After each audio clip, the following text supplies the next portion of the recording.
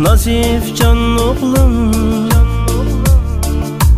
ochiq bulsun her daim yolum. Hayatımda görme kaygı gam,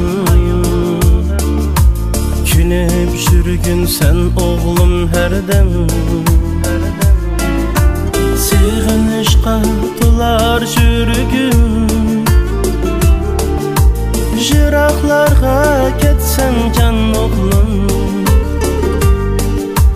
Gözlerim tört seni körgüce, aldarayman öygü mağbuça. Oğul baladek yaşa hey oğlum,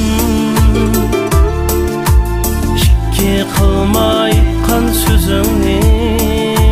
Hey hayat yolunda hey oğlum,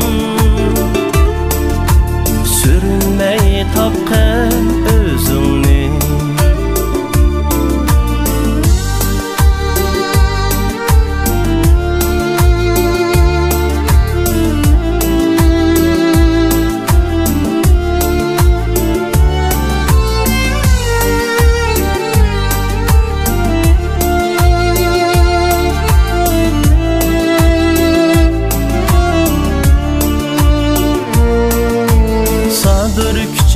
Konsun bilekке,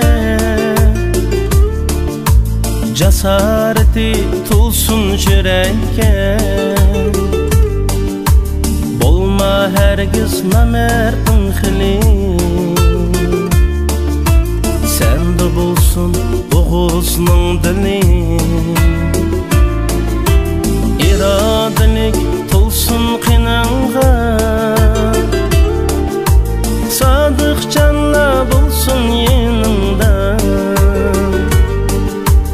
Elğimida жүрgün güysün, erdek yaşa el seni söysün. Oğul baladek yaşa hey oğlum,